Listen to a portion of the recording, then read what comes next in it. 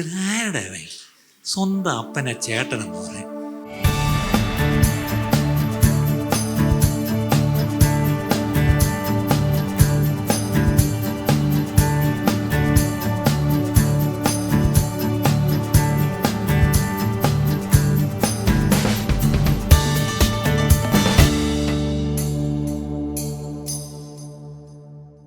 നമ്മളെല്ലാവരും വിശ്വാസികളാണ്. പക്ഷെ അങ്ങനെ ഒരു പദം ബൈബിളിലില്ല. ശിഷ്യന്മാരാണ് ബൈബിളിൽ നമ്മൾ പുതിയ നിയമത്തിൽ കാണുന്ന ഒരു പേര്. പക്ഷെ നമ്മളാരും നമ്മളെ ശിഷ്യരെന്ന് വിളിക്കാൻ നമുക്ക് ഇഷ്ടപ്പെടുന്നില്ല. ഒരു ചർച്ചിലെ മെമ്പർ അല്ലേ, അല്ലെങ്കിൽ വിശ്വാസികൾ, ബിലീവർ എന്നൊക്കെ പറയും. പക്ഷെ ബൈബിളിൽ പുതിയ നിയമത്തിൽ ഡിസൈപ്പിൾസ്. അപ്പം നമ്മൾ വിശ്വാസികൾ അല്ലെങ്കിൽ ശിഷ്യരാണെങ്കിൽ അല്ലെങ്കിൽ ദൈവമക്കളാണെങ്കിൽ നമ്മൾ നമ്മോട് തന്നെ ചോദിക്കേണ്ട ചില ചോദ്യങ്ങളുണ്ട്. ഈ കഴിഞ്ഞ ദിവസങ്ങളിലൊക്കെ ഞങ്ങളുടെ ചെറിയ പ്രാർത്ഥനകളിലെല്ലാം ഞങ്ങളിങ്ങനെ ഓരോരോ ചോദ്യം എടുത്തിട്ട് അതിൻ്റെ ഉത്തരം നമ്മൾ തന്നെ കണ്ടെത്തി പല കാര്യങ്ങൾ പഠിച്ചുകൊണ്ടിരിക്കുക. അതിൽ ഒരു ചോദ്യം, നമ്മുടെ ഈ വിശ്വാസ ജീവിതം, നമ്മുടെ ഈ ക്രിസ്തീയ ജീവിതം നമ്മൾ പീരിയോഡിക്കലി ഇവാലുവേറ്റ് ചെയ്യാറുണ്ടോ? ഇപ്പം നമ്മുടെ പരീക്ഷാ സമയമാണ്. ഈ കുഞ്ഞുങ്ങളോടെല്ലാം ചോദിച്ചാൽ അറിയാം, ഇവർക്കെല്ലാം ടെൻഷനാണ്. എന്താണ് പരീക്ഷ? ഏപ്രിൽ മെയ് എന്നൊക്കെ പറഞ്ഞാൽ മാർച്ച് ഏപ്രിൽ എന്ന് പറഞ്ഞാൽ പരീക്ഷയാണ്. പരീക്ഷ അവരെന്തൊരു വർഷം പഠിച്ചു എന്നുള്ളത് അവർ പോയി പരീക്ഷ എഴുതിയേ പറ്റൂ. അതനുസരിച്ചാണ് ഗ്രേഡ് ചെയ്ത് അവരെ പ്രൊമോട്ട് ചെയ്യുന്നത്. ശരിയല്ലേ? അങ്ങനെയെങ്കിൽ നമ്മുടെ ക്രിസ്തീയ ജീവിതത്തിലും നമ്മൾ എത്രത്തോളം വളരുന്നുണ്ട് എന്നുള്ളത് നമ്മൾ എവിടെയെങ്കിലും വെച്ചൊന്ന് പരിശോധിക്കാറുണ്ടോ? ഇവിടെയാണ് ഒരു ചെറിയ പ്രശ്നം. ചർച്ചിൽ വരുന്നു, വർഷങ്ങളായിട്ട് വരുന്നു. ഇവിടെ 20, 30 വർഷവും 40 വർഷം ക്രിസ്ത്യാനികളാണെന്ന് ഇരിക്കുന്ന ഒത്തിരി പേരുണ്ടായിരിക്കും. പക്ഷേ നമ്മുടെ ക്രിസ്തീയ ജീവിതത്തിൽ നമുക്ക് വളർച്ച ഉണ്ടാകുന്നുണ്ടോ എന്ന് നമ്മൾ എവിടെയെങ്കിലും വെച്ച് നമ്മളെ ഒന്ന് പരിശോധിക്കാറുണ്ടോ? ചില വാക്യങ്ങൾ നമുക്കൊന്ന് വായിക്കാം. 2 കൊരിന്ത്യർ 13:5, 2 കൊരിന്ത്യൻസ് 13:5. 2 കൊരിന്ത്യർ 13:5. നിങ്ങൾ വിശ്വാസത്തിൽ ഇരിക്കുന്നുവോ എന്ന് നിങ്ങളെ തന്നെ പരീക്ഷിക്കുക. കണ്ടോ, പിള്ളേർക്ക് മാത്രമല്ല പരീക്ഷ, ഇന്നിവിടെ വന്നിരിക്കുന്ന മാതാപിതാക്കൾക്കും ഒരു പരീക്ഷയുണ്ട്. എന്താണ്? പിള്ളേർ എന്തു പഠിച്ചു എന്നുള്ളത് പരീക്ഷ സ്കൂളിൽ പോയി എഴുതിക്കോളൂ.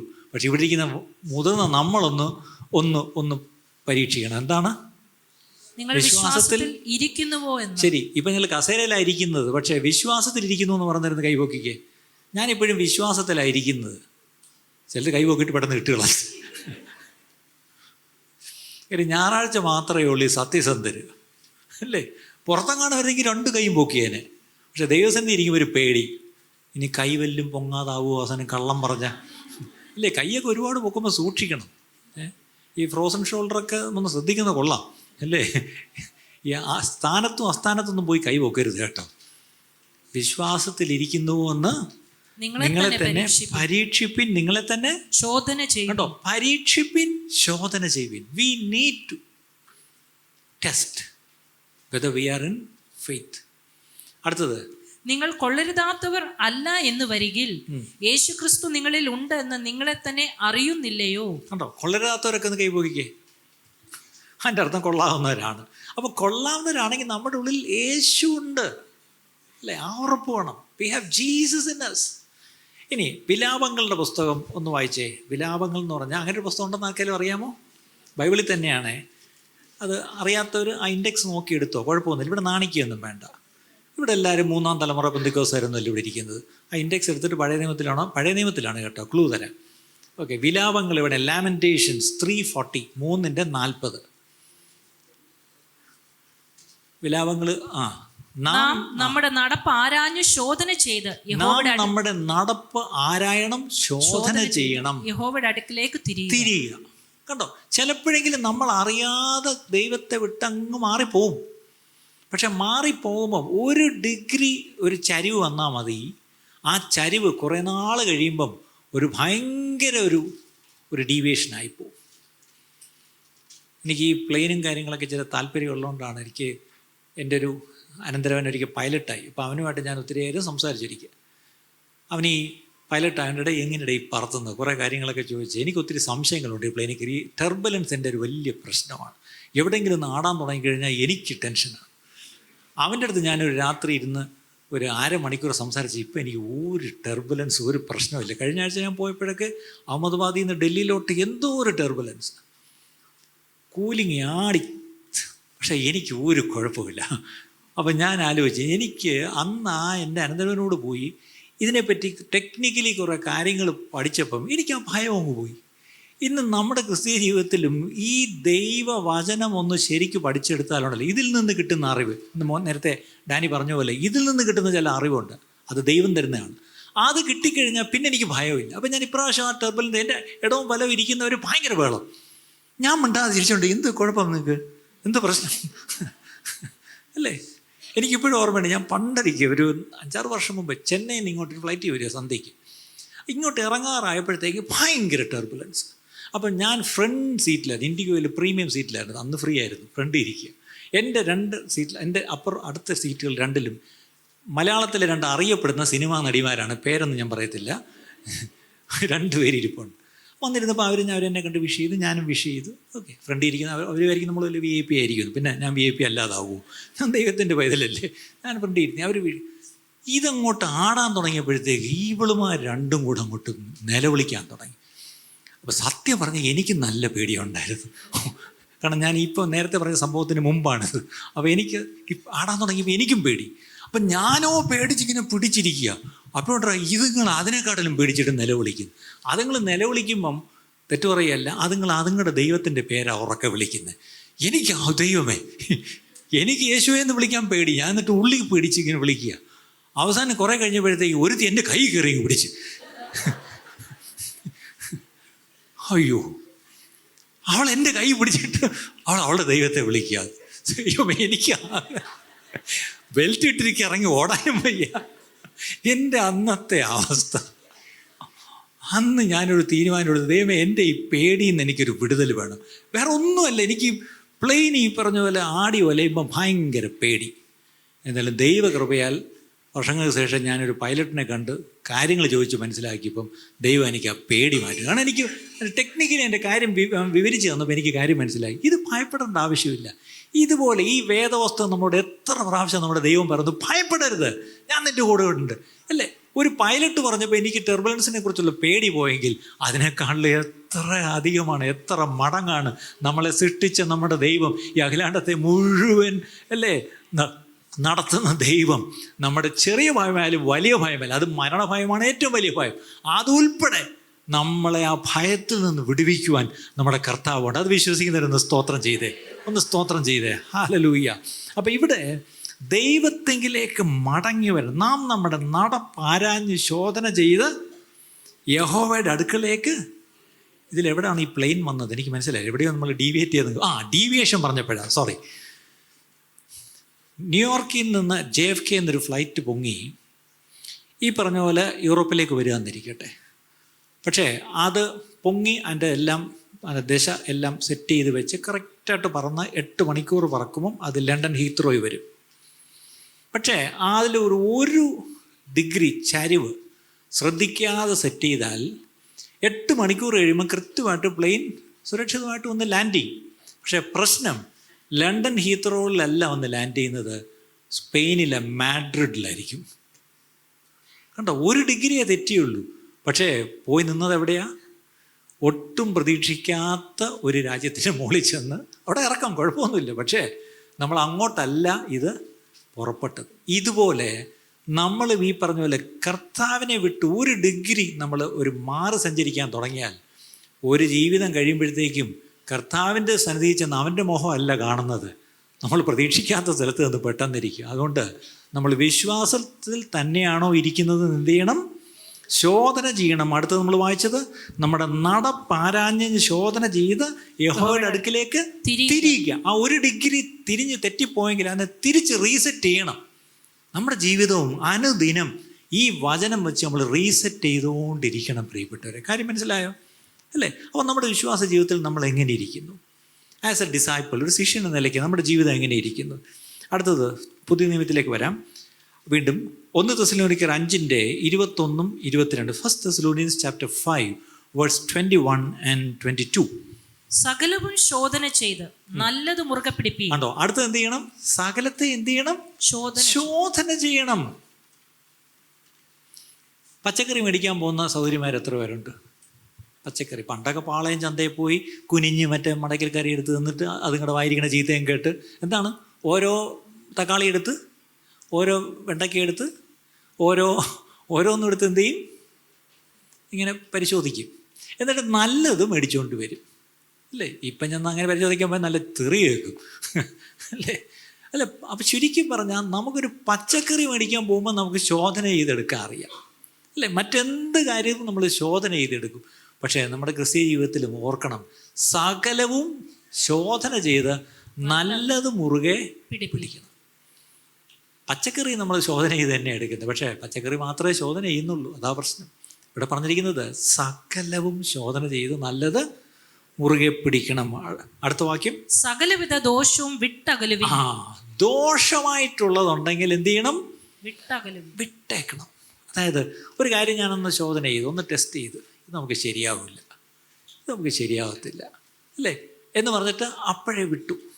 ഇതുപോലെ നമ്മുടെ ജീവിതത്തിൽ വിടേണ്ടതായിട്ട് എന്തെങ്കിലും ഉണ്ടോ? പക്ഷെ നമ്മുടെ പ്രശ്നം വിടേണ്ടത് ആണെന്ന് നമുക്ക് തോന്നുന്നേ ഇല്ല. കാര്യം നമ്മളതൊന്ന് ടെസ്റ്റ് ചെയ്തിട്ടില്ല. ഇത് വേണ്ടിയതാണ്, ഇതില്ലാതെ എനിക്ക് കഴിയില്ല, നമ്മളെ ആരോ പറഞ്ഞ് വിശ്വസിപ്പിച്ച് വെച്ചു. അതുകൊണ്ടാണ് ഇന്ന് ഇതിനെക്കാട്ടിലും നമ്മൾ പലതിനെയുമാണ് സ്നേഹിച്ച് ചേർത്ത് വെച്ചിരിക്കുന്നത്. പൗലോസ് പറഞ്ഞ മറ്റൊരു കാര്യം നോക്കാം. ഫിലിപ്പിയ ലേഖനത്തിലേക്ക് വരാം, 3-ാം അധ്യായം, ഫിലിപ്പീൻസ് ചാപ്റ്റർ 3, 12 മുതൽ 14 വരെ. ഫിലിപ്പിയർ 3:12 മുതൽ 14 വരെ. ലഭിച്ചു കഴിഞ്ഞു എന്നോ തികഞ്ഞവനായി എന്നോ അല്ല, ഞാൻ ക്രിസ്തുയേശുവിനാൽ പിടിക്കപ്പെട്ടിരിക്കുന്നത് കൊണ്ട് എനിക്കും അത് പിടിക്കാമോ എന്ന് വെച്ച് പിന്തുടരുന്നതേ ഉള്ളൂ. കണ്ടോ, പൗലോസിന് ഇപ്പോഴും കിട്ടിയിട്ടില്ല കേട്ടോ, പക്ഷെ നമുക്കെല്ലാം കിട്ടി. ഇനി കിട്ടാത്തവരായിട്ട് ആരുണ്ടോ? തിരുവത്താഴമൊക്കെ വിളമ്പിയിട്ട് അവസാനം കിട്ടാത്ത വല്ലവരും ഉണ്ടോ എന്ന് പറഞ്ഞ പോലെ ഈ ലഭിക്കാത്തതും കിട്ടാത്തവരും വല്ലവരും ഉണ്ടോ ഇവിടെ? പൗലോസ് പറഞ്ഞ് ഇപ്പോഴും കിട്ടിയില്ല, ലഭിക്കുമോ എന്ന് വരച്ച് ഇപ്പോഴും ഓടുന്നതേ ഉള്ളെന്ന്. പക്ഷെ നമുക്കൊക്കെ കിട്ടി. പണ്ടിരിക്കാൻ പണ്ട് താമസിച്ചെടുത്ത്, ഞാൻ കുഞ്ഞായിരിക്കുമ്പോൾ ഞങ്ങളുടെ അടുത്തൊരു അയൽക്കാരനൊരു സാറുണ്ടായിരുന്നു. പുള്ളി ഒരു ഹൈസ്കൂൾ വാദ്യരായിരുന്നു, ഭാര്യയും ഹൈസ്കൂൾ ടീച്ചറാണ്. പുള്ളിക്ക് കൊച്ചു 2-3 പിള്ളേരുണ്ടായിരുന്നു. പുള്ളി ഒരിക്കൽ പുറത്ത് പോയിട്ട് ഒരു ഹാർമോണിയം വാങ്ങിച്ചുകൊണ്ട് വന്നു. ഹാർമോണിയം പെട്ടി എന്ന് പറയും, പുള്ളി വാങ്ങിച്ചുകൊണ്ട് വന്ന് വെച്ചു. അപ്പോൾ പിള്ളേർ ഓടി, പപ്പ ഇതെന്തോന്ന് ഹാർമോണിയം? അവരടുക്കളയിൽ നിന്ന്, എന്തിന് ഹാർമോണിയം? നിങ്ങൾക്കറിയാമോ? അത് ചുരുക്കി പറഞ്ഞാൽ പിള്ളേർ ഓടി വന്നതിങ്ങനെ അറിയത്തില്ല പിള്ളേർക്ക്. സൗകര്യം വന്ന് നോക്കി, അവർക്കും പിടിയില്ല. അവരെല്ലാം ഒരു റൗണ്ട് പയറ്റിയിട്ടങ്ങ് പോയി. കുറേ കഴിഞ്ഞപ്പോഴത്തേക്ക് ഇങ്ങേരെടുത്ത് വെച്ച് അങ്ങോട്ട് ഇങ്ങോട്ട് എന്തോ നോക്കിയിട്ട് ഏതോ ഒരു കട്ട അമക്കിയിട്ട് ബാബാ ഇങ്ങനെയാണ് വായിക്കുന്നത്. അവിടെ ഭാര്യ എന്ന് പറഞ്ഞാൽ അങ്ങനെയാണ് വായിക്കുന്നത്, അങ്ങനെയല്ല, ഇങ്ങനെയല്ലേ? അയ്യേ, അവന്മാരിപ്പോഴും തപ്പണേ ഉള്ളൂ, എനിക്ക് കിട്ടി. ഇതാണ് പ്രശ്നം. നമ്മളെല്ലാവരും ഒരു കട്ട പിടിച്ചുകൊണ്ടിരിക്കുക. എന്താണ്?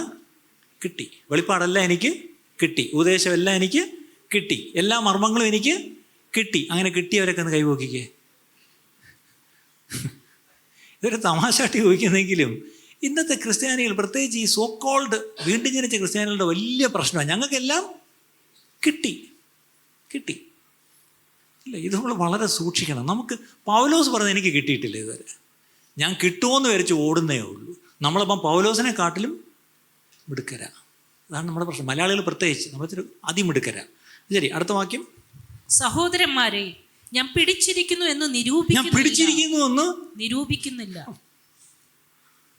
അപ്പൊ പിടി കിട്ടിയിട്ടില്ല ഇപ്പോഴും പുള്ളിക്ക്. അടുത്തത്, ഒന്ന് ഞാൻ ചെയ്യുന്നു, പിമ്പിലുള്ളത് മറന്നും മുമ്പിലുള്ളതിന് ആഞ്ഞും കൊണ്ട് ക്രിസ്തുവേശുവിൽ ദൈവത്തിന്റെ പരമവിളിയുടെ വിരുദിനായി ലാക്കിലേക്ക് ഓടുന്നു. അതാ ഇപ്പോഴും ഓടുന്നേ ഉള്ളൂ അല്ലേ? പക്ഷെ ഈ ഓടുന്ന പൗലോസ് ഒരിടത്ത് വെച്ച് പറഞ്ഞു, ഞാൻ ഓട്ടം തികച്ചു അല്ലേ?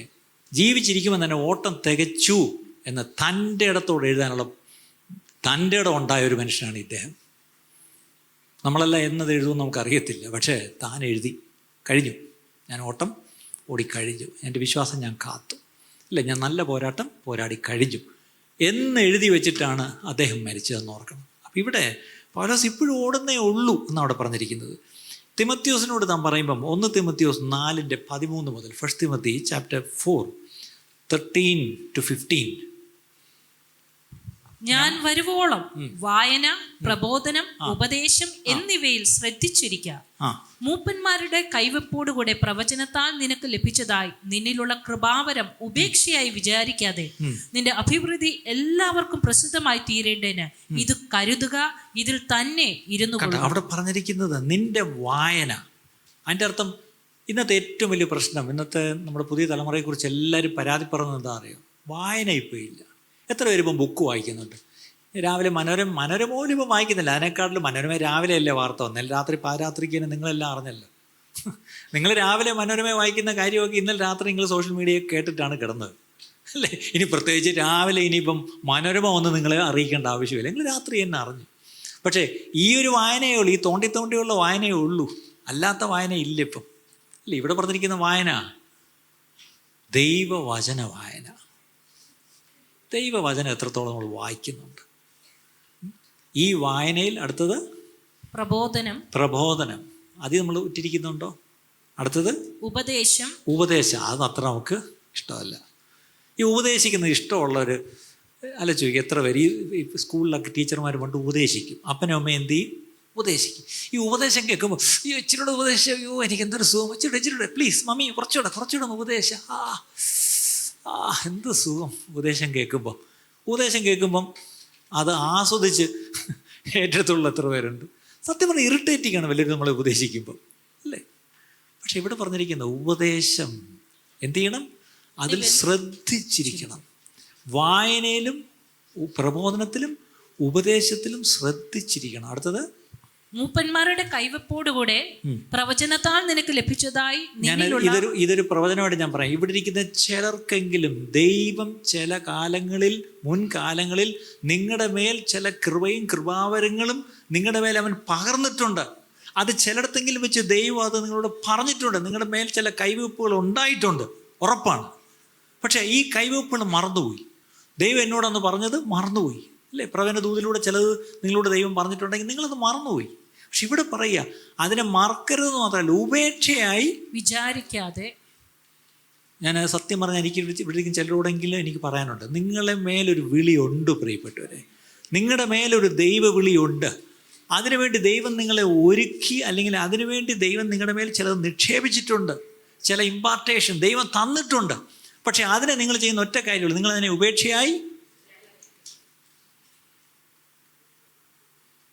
ഞാനത് വളരെ വ്യക്തമായിട്ട് പറയാം. ദൈവം തന്ന വിളി, ദൈവം വിളിച്ച ദൈവവിളി, ദൈവം നിങ്ങളുടെ മേൽ പകർന്ന അഭിഷേകം, ദൈവം നിങ്ങളുടെ മേൽ കൈവപ്പിനാൽ ലഭിച്ച ചില വരങ്ങൾ, അതിനെ ഉപേക്ഷയായി വിചാരിച്ചുകൊണ്ട് സഭയിൽ ഇരിക്കരുത് പ്രിയപ്പെട്ടവരെ. നിങ്ങൾ സഭയിൽ വന്നും പോയി ഇരിക്കാം. പക്ഷെ നിങ്ങളുടെ മേലൊരു വിളിയുണ്ട്, നിങ്ങളുടെ മേലൊരു അഭിഷേകമുണ്ട്, നിങ്ങളുടെ മേലൊരു കൃപാവരം ഉണ്ട്. അത് ദൈവം തന്നു, അത് ഓൾറെഡി ഇനി തരണ്ട. അത് എപ്പോഴോ കൈവപ്പിനാൽ അത് കിട്ടി, പക്ഷെ അതിനെ ജ്വലിപ്പിച്ചില്ല. അതാ കാര്യം. അപ്പോൾ ഇതേ തിമോഥെയോസിനോട് പിന്നെ പറയുന്നുണ്ട്, നീ എന്ത് ചെയ്യണം? ജ്വലിപ്പിക്കണം അല്ലേ? Fan it into flame എന്നാണ്. അപ്പം അങ്ങനെയെങ്കിൽ അനേകരുടെ മേലുള്ള വിളിയും അനേകരുടെ മേലുള്ള അഭിഷേകവും അല്ലേ കൃപാവരങ്ങളും അവർ അറിയാതിരിക്കുകയല്ല, അവർ ഉപേക്ഷയായി വിചാരിക്കുന്നു. ഞാൻ വീണ്ടും കണ്ണീരോടെ പറയട്ടെ, ദയവായി നിങ്ങളുടെ മേലുള്ള ദൈവവിളിയും നിങ്ങളുടെ മേലുള്ള അഭിഷേകത്തെയും നിങ്ങളുടെ മേലുള്ള ആ വരങ്ങളെയും ഉപേക്ഷയായിട്ട് വിചാരിക്കരുത്.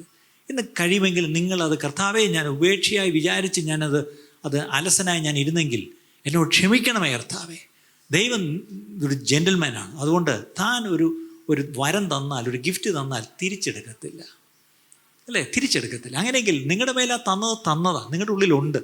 പക്ഷേ അതുണ്ടെന്നുള്ളത് ബോധ്യപ്പെട്ട് നിങ്ങൾ അതിലേക്ക് മടങ്ങി വന്നാൽ, അതിനെ ജ്വലിപ്പിച്ചാൽ ശക്തമായി ദൈവം നിങ്ങളെ എടുത്തു പോയിക്കും. എത്ര പേര് ഇത് വിശ്വസിക്കുന്നു? ഇന്ന് അങ്ങനെ ജ്വലിപ്പിക്കുന്ന ഒരു പകൽക്കാലമായി തീരട്ടെ എന്ന് ഞാൻ പ്രാർത്ഥിക്കുന്നു അല്ലേ? പുറത്ത് ആരെങ്കിലുമൊക്കെ നിൽക്കുന്നെങ്കിൽ അവരെ കൂടെ അകത്തോട്ട് വിളിക്കുക. സ്ഥലക്കുറവ് ഉണ്ടായിരിക്കും, ആരെങ്കിലും വെളിയിൽ അവിടെയൊക്കെ കറങ്ങി നിൽക്കുകയോ വല്ലവരും ഉണ്ടെങ്കിൽ അകത്ത് വരാൻ പറഞ്ഞു.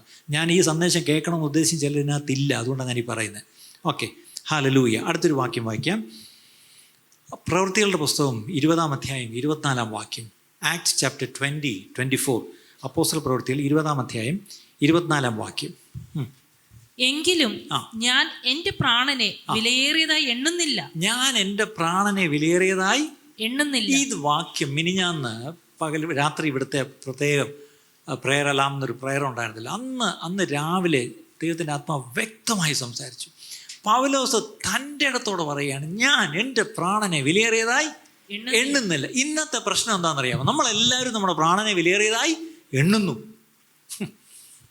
എന്തുകൊണ്ട് ഒരു പെർസിക്യൂഷൻ, ഒരു പീഡയിലൂടെ, ഒരു പ്രയാസത്തിലൂടെ ദൈവസഭ കടന്നുപോയാൽ നമ്മളൊക്കെ പിടിച്ചിരിക്കുന്ന ഒരു ഗ്യാരണ്ടി ആസ് ഓഫ് നൗ ഇല്ല. സത്യമാണ്, അതാണ് സത്യം. എന്താണെന്നറിയാം, നമ്മൾ പ്രാണനെ വിലയേറിയതായി എണ്ണുന്നു. ഇപ്പം നാളെ ഈ സമയം എന്നെ അറസ്റ്റ് ചെയ്യുമെന്ന് എനിക്കൊരു ഒരു ഒരു ഒരു അറിവ് കിട്ടിയാൽ ഞാൻ ഉടനെ എന്തായിരിക്കും ചെയ്യുന്നത്? ഉടനെ മുൻകൂർ ജാമ്യം എടുക്കും. ഞാൻ ഉടനെ പറയും, ആരെ വിളിക്കണം? ശശി തരൂരിനെ അറിയാമോ? MP. അത് പിണറായി സഹാനെ അറിയാമോ? പിന്നെ DGP ആരാണ്? അയ്യോ, പിന്നെ ചുരുക്കി പറഞ്ഞാൽ എങ്ങനെയെങ്കിലും വക്കീലിനെ പിടിക്കുക. ഈ പറഞ്ഞാൽ എല്ലാം ഇടപാട് ചെയ്ത് ഒരു കാരണവശാലും എന്നെ അറസ്റ്റ് ചെയ്യരുത്, സുവിശേഷ നിമിത്തം എനിക്കൊരു പ്രയാസം ഉണ്ടാവരുത്. അതുണ്ടാവാതിരിക്കാൻ അതിനുള്ള എല്ലാ മുൻകരുതലും എന്ത് ചെയ്യും? നമ്മളങ്ങ് എടുക്കും. അതിലൂടെ എന്താ നമ്മൾ കാണിക്കുന്നത്? ഞാൻ എൻ്റെ പ്രാണനെ വിലയേറിയതായി എണ്ണുന്നു. എനിക്ക് കഷ്ടപ്പെടാൻ വയ്യ, എനിക്ക് വേദന അനുഭവിക്കാൻ വയ്യ, എനിക്ക് ഈ പറഞ്ഞ പോലെ ഒരു അറസ്റ്റ് അല്ലെങ്കിൽ ഒരു തടവ് ഇതെനിക്ക് സുവിശേഷ നിമിത്തം എനിക്ക് പറ്റത്തില്ല. ഇനി അഥവാ എന്നെ കാണുന്നു അറസ്റ്റ് ചെയ്തപ്പോൾ കൊണ്ട് സുവിശേഷ നിമിത്തം ഇട്ടെന്നിരിക്കട്ടെ, ഉടനെ നിങ്ങളെല്ലാം കൂടെ അങ്ങ് ഇറങ്ങും. ഒറ്റ കാര്യം ചെയ്താൽ മതി, ആദ്യം സഭ ശ്രദ്ധയോടുകൂടി പ്രാർത്ഥിക്കണം, കൂട്ടത്തിൽ വന്ന് ഇറക്കുകയും കൂടെ ചെയ്യണേ, അത് വേറെ കാര്യം. പിന്നെ പക്ഷെ മിനിഞ്ഞാന്നിവിടെ കേട്ട സാക്ഷ്യങ്ങൾ, തീഹാറിലൊക്കെ ദിവസങ്ങളും മാസങ്ങളും കിടന്നവരുടെ സാക്ഷ്യങ്ങൾ കേട്ടു. എന്താണ്? അവർ അവസാനം ജാമ്യം കിട്ടി 52-ാം ദിവസമൊക്കെ പുറത്തിറങ്ങിയപ്പം തടവുകാർ കരച്ചിൽ. അയ്യോ, നിങ്ങൾ പോവുകയാണോ? കാര്യം അവരവിടെ ശരിക്കും പറഞ്ഞാൽ ശക്തമായ സാക്ഷികളായിട്ട് അവർ ജീവിച്ചു. അവർ യേശുവിനെ പ്രസംഗിച്ചു. അവർ കൂടിയിരുന്ന് എല്ലാവരും പ്രാർത്ഥിപ്പിക്കാൻ തുടങ്ങി, അല്ലേ? അങ്ങനെ വലിയ ദൈവപ്രവൃത്തിയാണ് ഇവിടെ പോലും പല ജയിലുകളും ഇന്ത്യയിൽ നടക്കുന്നത്. നമ്മൾ ചൈനയിലെ ജയിലിൽ നടന്നു, റഷ്യയിലെ ജയിലിൽ നടന്നു, റുമാനിയയിലെ ജയിലിൽ നടന്നു എന്നൊക്കെ നമ്മൾ സാക്ഷ്യം പറയും. നമ്മുടെ ജയിലുകളിലും ഇതൊക്കെ നടക്കാൻ തുടങ്ങി. അതിനായിട്ട് സ്തോത്രം. പക്ഷെ ആരെക്കൊണ്ടേ അത് ദൈവം ചെയ്യുള്ളൂ എന്നറിയാമോ? ഞാൻ എൻ്റെ പ്രാണനെ വിലയേറിയതായി എണ്ണുന്നില്ല എന്ന് പറയുന്നവരെ കൊണ്ടേ ദൈവം ചെയ്യും. ഇന്ന് ഈ സമയം വരെയും നമ്മൾ പറഞ്ഞുകൊണ്ടിരിക്കുന്നത് ഞാൻ എൻ്റെ പ്രാണനെ വിലയേറിയതായി എണ്ണുന്നു. അപ്പോൾ അവിടെ ഒരു ചെറിയൊരു സ്റ്റേറ്റസ് മാറണം, ഇതിൽ നിന്ന് അതിലേക്ക് മാറണം, അല്ലേ? അടുത്തത്, എന്റെ ഓട്ടവും ദൈവകൃപയുടെ സുവിശേഷത്തിന് സാക്ഷ്യം പറയേണ്ടതിന് കർത്താവായ യേശു തന്ന ശുശ്രൂഷയും തികയ്ക്കണം എന്നേ എനിക്ക്. കണ്ടോ, എനിക്ക് ഈ വിലയേറിയതായിട്ട് എണ്ണാത്തൻ്റെ കാര്യം, എനിക്ക് 2 കാര്യം എൻ്റെ മുമ്പിലുള്ള. 1 ഓട്ടം, 2 ശുശ്രൂഷ. I have a race to run, അല്ലേ? I have a ministry to fulfil, അല്ലെങ്കിൽ അക്കംപ്ലിഷ്. ഇത് രണ്ടും എനിക്ക് എന്ത് ചെയ്യണം? അവിടെ ഒരു വാക്ക് എഴുതിയിട്ടുണ്ട്, തികയ്ക്കണം, അല്ലേ? അപ്പം എനിക്ക് എൻ്റെ പ്രാണനെ വിലയേറിയതായിട്ട് എണ്ണുന്നില്ല. പക്ഷേ 2 കാര്യം, എൻ്റെ ഓട്ടവും എൻ്റെ ശുശ്രൂഷയും എനിക്ക് തികയ്ക്കണം, അല്ലേ? ഇതൊക്കെയായിരുന്നു പൗലോസിൻ്റെ തീരുമാനം. അടുത്ത പത്രോസ് എന്ത് പറയുന്നത് നോക്കാം. 2 പത്രോസ് 1-ാം അധ്യായം 5 മുതൽ 8 വരെ. 2 Peter chapter 1, 5-8. അത് നിമിത്തം തന്നെ നിങ്ങൾ സകല ഉത്സാഹവും കഴിച്ച് നിങ്ങളുടെ വിശ്വാസത്തോടെ വീര്യവും, വീര്യത്തോടെ പരിജ്ഞാനവും, പരിജ്ഞാനത്തോടെ ഇന്ദ്രിയജയവും, ഇന്ദ്രിയജയത്തോടെ സ്ഥിരതയും, സ്ഥിരതയോട് ഭക്തിയും, ഭക്തിയോട് സഹോദരപ്രീതിയും, സഹോദരപ്രീതിയോട് സ്നേഹവും കൂട്ടിക്കൊള്ളുവീൻ. വലിയ മനസ്സിലായ കുറച്ച് നല്ല പദങ്ങളൊക്കെ നമ്മൾ വായിച്ചു. ഇത് നമ്മുടെ സ്പിരിച്വൽ ഗ്രോത്തിനെയാണ് കാണിക്കുന്നത്. നമ്മൾ എന്തുവരെ നമ്മുടെ point? Am I evaluating my spiritual growth periodically? അങ്ങനെയാണെന്ന് വേർ ഡു വി സ്റ്റാൻഡ്? ഇതിലെവിടെയാണ് നമ്മൾ നിൽക്കുന്നത്? ആ ലിസ്റ്റ് വേണേൽ ഒന്നുകൂടെ നോക്കാം. വിശ്വാസത്തോടുകൂടെ, ശരി, നമ്മളിതിൽ എവിടെ നിൽക്കുന്നത്? ആദ്യം രക്ഷിക്കപ്പെടുന്നതിൻ്റെ ആദ്യത്തെ പടി എന്ന് പറഞ്ഞാൽ വിശ്വസിച്ചു, ഞാൻ രക്ഷിക്കപ്പെട്ടു. അങ്ങനെയെങ്കിൽ നമ്മൾ ആ സ്റ്റേജ് എത്തി എന്ന് പറയാം. ശരി, 1-ാം ക്ലാസ്സിൽ എല്ലാവരും കയറി, എല്ലാവരും ഇരുന്നു. ശരി, 1-ാം ക്ലാസ് കഴിഞ്ഞ് അടുത്ത് 2-ാം ക്ലാസ് ഏതാ? വീര്യം. അതേതായിരുന്നു? ഇപ്പം നമ്മുടെ ദേഷ്യത്തിന് ഇച്ചിരിയുടെ വീര്യം കൂടിയിട്ടുണ്ട്. പിന്നെ നമ്മുടെ വാശിക്ക് ഇച്ചിരിയുടെ, പണ്ട് എനിക്ക് ഇത്രയും വാശിയില്ലായിരുന്നു, പക്ഷെ ഇപ്പോൾ എനിക്കിത്ര വാശി ഇച്ചിരി കൂടി. അതിലൊക്കെ നല്ല വീര്യമായി. പക്ഷെ അതല്ലല്ലോ ഇവിടെ പറയുന്ന വീര്യം. വിശ്വാസത്തോടുകൂടി വീര്യം. അടുത്തത് പരിജ്ഞാനം. അതുണ്ടോ? അടുത്തത് ഇന്ദ്രിയജയം. ഇന്ദ്രിയജയം. സത്യം പറഞ്ഞാൽ മലയാളത്തിൽ ഇത് വായിച്ചാൽ വലിയ പിടി കിട്ടുന്നില്ല, അല്ലേ? Self control. സെൽഫ് കൺട്രോളിൽ എത്ര പേരുണ്ട്? നമ്മളെപ്പോഴും പറയാം, എന്ത് ചെയ്യാൻ പിടിച്ച് അവസാനം കൺട്രോൾ വിട്ടുപോയി. ഈ കൺട്രോൾ ഇപ്പോഴും വിട്ടുപോകുന്നെങ്കിൽ നിങ്ങൾ ശരിക്കും പറഞ്ഞാൽ ആ ക്ലാസ് പാസ്സായിട്ടില്ല. അത് എത്രാമത്തെ ക്ലാസ് ആയിരുന്നു? വിശ്വാസം 1-ാം ക്ലാസ് ആണെങ്കിൽ, വീര്യം 2-ാം ക്ലാസ് ആണെങ്കിൽ, പരിജ്ഞാനം 3-ാം ക്ലാസ് ആണെങ്കിൽ, 4-ാം ക്ലാസ്സിൽ തോറ്റിരിക്കുക. അതായത് പ്രൈമറി തന്നെ ഇരിക്കുക ഇപ്പോഴും, അല്ലേ? അപ്പർ പ്രൈമറിയിലോട്ട് പോലും ഇതുവരെ കയറിയിട്ടില്ല. 4-ാം ക്ലാസ്സിലിരിക്കുക. സെൽഫ് കൺട്രോൾ, അല്ലേ? പക്ഷേ ഈ സെൽഫ് കൺട്രോൾ ഇല്ലാത്ത നമ്മളെപ്പറ്റി പറയുന്നത് എന്താണ്? ഓട്ടം തികച്ചു, വിശ്വാസം കാത്തു, അല്ലേ? ശുശ്രൂഷയൊക്കെ തികച്ചു പോലെയാണ് നമ്മളിരിക്കുന്നത്. പക്ഷെ അങ്ങനെയല്ല. ശരി, ഇന്ദ്രിയം കഴിഞ്ഞ് അടുത്തത് സെൽഫ് കൺട്രോൾ കഴിഞ്ഞിട്ട് സ്ഥിരത. സ്ഥിരത. അതെന്തോ ഇംഗ്ലീഷ്? പെർസവിയറൻസ്. ഒരു സ്ഥിരതയുള്ള എത്ര പേരുണ്ട് ഇവിടെ, അല്ലേ?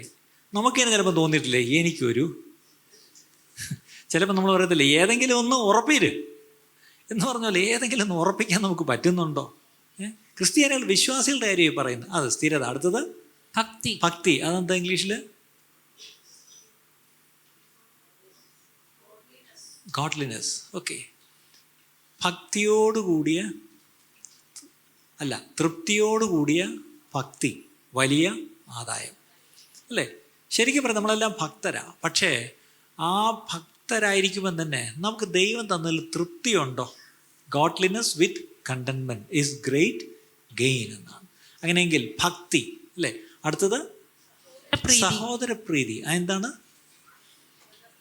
Brotherly love. നമുക്ക് എത്രത്തോളം സഹോദരപ്രീതിയുണ്ട്?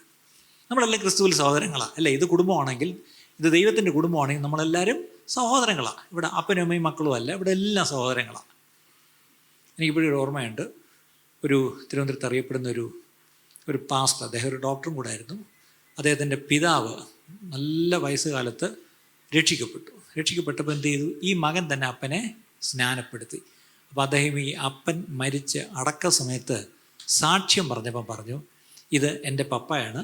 എൻ്റെ പപ്പ 78 വയസ്സ് വരെ ക്രിസ്തുവിൽ എന്നെ ജനിപ്പിച്ച എൻ്റെ പിതാവ്. പക്ഷേ 78 വയസ്സിൽ പപ്പ രക്ഷിക്കപ്പെട്ട് ഞാൻ പപ്പയെ വെള്ളത്തിൽ മുക്കി സ്നാനപ്പെട്ട് കഴിഞ്ഞപ്പോൾ എന്നെ ജനിപ്പിച്ച എൻ്റെ പിതാവ് ക്രിസ്തുവിൽ എനിക്ക് എൻ്റെ മൂത്ത ജ്യേഷ്ഠനായി. അപ്പോൾ അവിടെ ഇരിക്കുന്ന നാമധേയ വിശ്വാസികൾ ആരുടെ സ്വന്തം അപ്പനെ ചേട്ടനെന്ന് പറയും. പക്ഷെ ആ പുള്ളി പറഞ്ഞ കറക്റ്റ് അല്ലേ? What is that is right. Yes, he is my father, ശരിയാണ്. പക്ഷേ ക്രിസ്തുവിൽ അദ്ദേഹം എൻ്റെ അപ്പനല്ല, ക്രിസ്തുവിൽ എൻ്റെ സഹോദരനാണ്. കാരണം ക്രിസ്തുവിലായിക്കഴിഞ്ഞാൽ നമുക്ക് അപ്പൻ സ്വർഗസ്ഥനായ പിതാവ് മാത്രമേ ഉള്ളൂ. വേറെ ആരെയും അപ്പൻ എന്ന് വിളിക്കരുതെന്ന്. അങ്ങനെയാണെങ്കിൽ അതിൻ്റെ അർത്ഥം നമ്മളെല്ലാവരും. അതുകൊണ്ടാണ് എനിക്കും ഭാര്യയായ ഒരു സഹോദരിയെ കൊണ്ടുനടക്കാൻ പറ്റത്തില്ലേ എന്ന് പൗലോസ് ചോദിക്കാൻ. അപ്പോൾ ഭാര്യയൊന്ന് നോക്കിയിട്ട് സഹോദരി എന്നൊന്ന് വിളിച്ചേ. അപ്പം ഭർത്താവ് നിങ്ങളുടെ ഭർത്താവാരാ? നിങ്ങളുടെ മൂത്ത സഹോദരനാണേ. ഒരുമാതിരി ഇളയ സഹോദരന്മാരെ കയറി ഭരിക്കുന്ന പോലെ ഭരിച്ചു കളയരുത്. മൂത്ത സഹോദരനാണ്. ക്രിസ്തുവിൽ നമ്മുടെ പങ്കാളികൾ പോലും നമുക്ക് സഹോദരങ്ങളാണ്, അല്ലേ? മാതാപിതാക്കൾ നമ്മൾ ജനിപ്പിച്ചു, ശരിയാണ്. ഇനി മക്കൾ, അവരും നമുക്ക് സഹോദരങ്ങളാണ്. ഇറ്റ്സ് ഇൻട്രസ്റ്റിംഗ്, അല്ലേ? ക്രിസ്തുവിൻ്റെ കുടുംബത്തിൽ ഇങ്ങനൊരു ബന്ധമാണ് നമുക്ക് തന്നിരിക്കുന്നത്. അപ്പം അവിടെയാണ് എടുത്തു പറഞ്ഞത് എന്താണ് സഹോദര പ്രീതി, അത് ബ്രദർലി ലവ്. അപ്പം നോക്കി, അത് അടുത്ത ഒരു ക്ലാസ്സാണ്. ആ ക്ലാസ് കയറിയിട്ടുണ്ടോ ആരെങ്കിലും ഇതുവരെ? ഇനി ഈ സഹോദര പ്രീതി കഴിഞ്ഞിട്ട് അടുത്തതോ സ്നേഹവും കൂട്ടി. കേട്ടോ, ഇതെല്ലാം കഴിഞ്ഞിട്ടാണ് സ്നേഹം വരുന്നത്. ഇപ്പം മനസ്സിലായല്ലോ, ഇതൊക്കെ ഇല്ലാത്തതുകൊണ്ടാണ് സ്നേഹം ഇല്ലാത്തത്. ഇപ്പം മനസ്സിലായോ? നമ്മൾ വരച്ചതിൻ്റെ എല്ലാ അടിസ്ഥാന സ്നേഹമാണ്. അവിടെ നിന്നാണ് മുകളിലോട്ട് പോയി. പക്ഷേ ഈ കണക്ക് നേരെ തിരിച്ചാണ്, അല്ലേ? ഇവിടെ പറഞ്ഞിരിക്കുന്നത് ഇതെല്ലാം കൂട്ടി സ്നേഹം കൂട്ടിക്കൊള്ളുവിൻ എന്നാണ് എഴുതിയിരിക്കുന്നത്. അടുത്തത് ഇവ നിങ്ങൾക്കുണ്ടായി വർദ്ധിക്കുന്നുവെങ്കിൽ. ഇവ ഉണ്ടാകണമെന്ന് മാത്രമല്ല, എന്ത് ചെയ്യണം? വർദ്ധിക്കണം.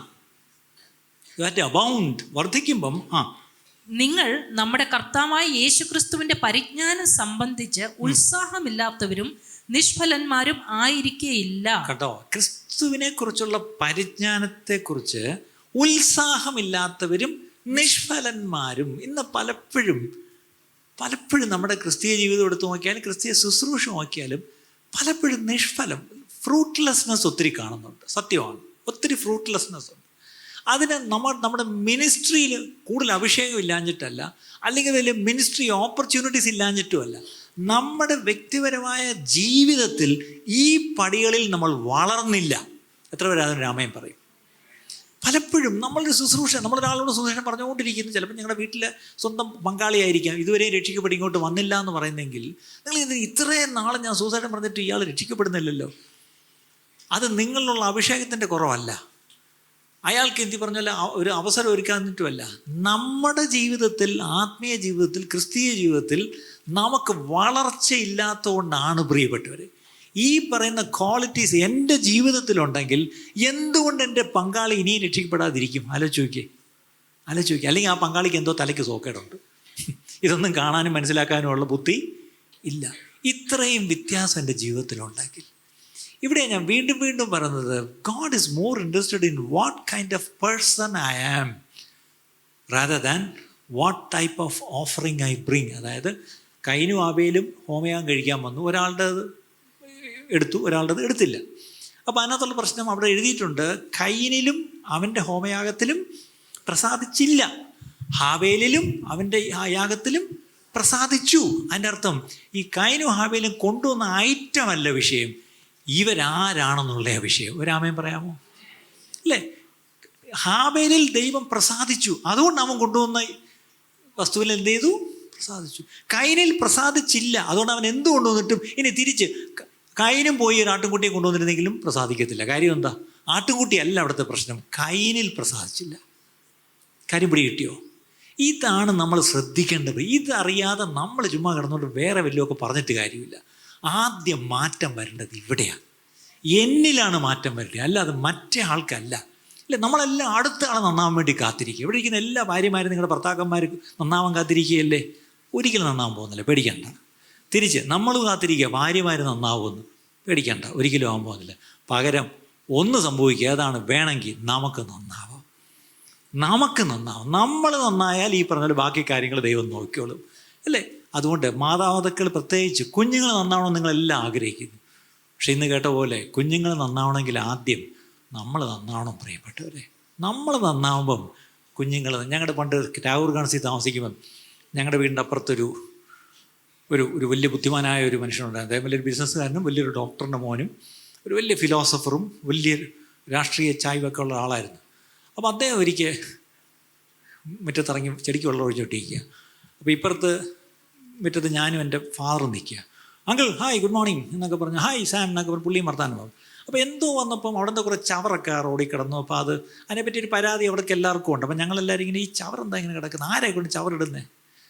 അപ്പോൾ ഈ പുള്ളി വന്നിട്ട് എന്നോട് പറയാ, സാം നമ്മുടെ വീട്ടിലെ ചവറ് നമ്മൾ അങ്ങ് തൂത്തുവാരി കത്തിച്ചം കളയുക, അപ്പം നമ്മുടെ മുറ്റത്തിൻ്റെ അത്രയും ഭാഗം ക്ലീനായി. ഞാൻ പറഞ്ഞു, ഓഹോ എന്തോ ഒരു ഐഡിയ. ഓക്കെ, നമ്മുടെ വീട്ടിൽ അത്രയും ഭാഗം ക്ലീൻ ആകുമ്പം ടാഗോർ ഗാർഡൻസിൽ അത്രയും ഭാഗം ക്ലീനായി. ഓഹോ, നമ്മുടെ അത്രയും ഭാഗം ക്ലീൻ ആകുമ്പം കുമാരപുരത്ത് അത്രയും ഭാഗം ക്ലീനായി. ഓഹോ, കുറേ കഴിയുമ്പം അത്രയും ഭാഗം ക്ലീൻ ആകുമ്പം കേരളത്തിൽ അത്രയും ഭാഗം ക്ലീനായി. പിന്നെയും പുള്ളി നിൽക്കുന്നില്ല, അത്രയും ഭാഗം ക്ലീൻ ആകുമ്പം ഇന്ത്യയിൽ അത്രയും ഭാഗം. ഒരർത്ഥത്തിൽ ഒരു ശരിയല്ലേ? നമ്മൾ എല്ലാം കൂടെ സ്വച്ഛ ഭാരതം എന്ന് പറഞ്ഞ് ഭാരതം മൊത്തം ക്ലീനാക്കാൻ നടക്കുക. അതും നമ്മുടെ പ്രധാനമന്ത്രി അതിനുള്ള വഴികൾ ചെയ്യട്ടെ. പക്ഷേ നമുക്ക് നമ്മുടെ മുറ്റം വൃത്തിയാക്കിയിടാം. ശരിയല്ലേ? അത് ശരിയല്ലേ? അങ്ങനെയാണെങ്കിൽ ഈ വചനപ്രകാരം ഞാൻ എന്നിലാണ് ആദ്യം മാറ്റം വരുത്തേണ്ടത്, എന്നിലാണ് ചില രൂപാന്തരം വരേണ്ടത്. അല്ലേ? ആ ഒരു മാനസാന്തരം ഇവിടെയാണ് ഉണ്ടാവേണ്ടത്. അതിനുവേണ്ടി നമുക്ക് ദൈവകരങ്ങളിലേക്ക് ഏൽപ്പിക്കാം. അപ്പം ഇന്ന് ഇത്രയും നേരം ഞാൻ ഈ പറഞ്ഞ ഒറ്റ പോയിൻ്റേ ഉള്ളായിരുന്നു. നമ്മുടെ ക്രിസ്തീയ ജീവിതത്തിൽ എത്രത്തോളം നമ്മൾ വളർച്ചയുള്ളവരായിരിക്കുന്നു. Am I progressing? Is there any progress? അവിടെ തിമോത്തിയോസിനോട് പറയുമ്പോൾ പോൾ നേരത്തെ പറഞ്ഞൊരു പോയിന്റ് ഉണ്ട്, your progress will be evident to all. നിൻ്റെ അഭിവൃദ്ധി സകലരും, അവർക്ക് പിന്നെ കാണാതിരിക്കാൻ പറ്റും, അവർക്കത് നോട്ട് ചെയ്യാതിരിക്കാൻ പറ്റത്തില്ല. കാര്യം യുവർ പ്രോഗ്രസ് ഈസ് എവിഡൻറ്റ്. അല്ലേ? ചിലപ്പോൾ നമ്മൾ എന്നെ കണ്ട് എന്തെങ്കിലും വ്യത്യാസമുണ്ടോ? ചിലർ ചോദിക്കാറില്ലേ, എന്നെ കണ്ട് ഈയിടെയായിട്ട് എന്തെങ്കിലും വ്യത്യാസമുണ്ടോ? ഇല്ല. നമ്മളോട് സൂക്ഷിച്ച് നോക്കിയാൽ എന്തെങ്കിലും വ്യത്യാസമുണ്ടോ? ഇല്ല. ഞാനിപ്പോൾ പ്രോട്ടീൻ ഡയറ്റിലാണ്, ഒരു വ്യത്യാസവും ഇല്ലേ? ഞാൻ പ്രോട്ടീൻ ഡയറ്റിലാണെങ്കിൽ ചെന്നിങ്ങനെ ചോദിക്കേണ്ട ആവശ്യമില്ല, എന്ത് പറ്റി സ്മാർട്ടായിരിക്കുന്നല്ലോ എന്ന് പറയുമ്പോൾ അപ്പം ഇതിപ്പോൾ നമ്മളെല്ലാം നടന്ന് ചോദിച്ചുകൊണ്ടിരിക്കുക, എന്നെ കണ്ട വല്ല വ്യത്യാസമുണ്ടോ? ഞാൻ നല്ലവണ്ണം ആരാധിച്ചു, ഒരു വ്യത്യാസവും ഇല്ലേ? അവിടെ പൗലോസ് പറഞ്ഞത് your progress will be evident to all. നമ്മുടെ progress will be evident to all. അത് നമ്മുടെ ചുറ്റുപാടും നമ്മുടെ കൂടെ ജീവിക്കുന്നവരും നമ്മുടെ അയൽക്കാരും നമ്മുടെ ജോലിസ്ഥലത്തും എല്ലാവർക്കും നമ്മളിലുള്ള ആ പ്രോഗ്രസ്, അഭിവൃദ്ധി എന്ത് ചെയ്യും? അവർക്ക് നോട്ടീസ് ചെയ്യാതിരിക്കാൻ പറ്റത്തില്ല, അത്രയ്ക്ക് എവിഡൻ്റ് ആയിരിക്കും. അങ്ങനെയുള്ളൊരു ക്രിസ്തീയ ജീവിതമാണ് നമുക്ക് വേണ്ടത്. അതനുസരിച്ച് എനിക്കൊരു പ്രോഗ്രസ് ഉണ്ടോ എന്ന് ഈ ദൈവവചന പ്രകാരം നമ്മളൊന്ന് നോക്കിക്കൊണ്ടിരിക്കുക. ഇതായിരുന്നു എൻ്റെ ആദ്യത്തെ ഭാഗം. അടുത്ത രണ്ടാമത്തെ ഭാഗത്തേക്ക് വരാം. അടുത്ത ചോദ്യമാണ് അല്ലേ, ആം ഐ പ്രോഗ്രസിങ് എന്നുള്ളതാണ് ചോദ്യം. രണ്ടാമത്തെ ചോദ്യം, do I hesitate to take up the cross and follow him daily? കാരണം എന്നോട് ദൈവത്തിൻ്റെ വചനം എന്താ പറയുന്നത്?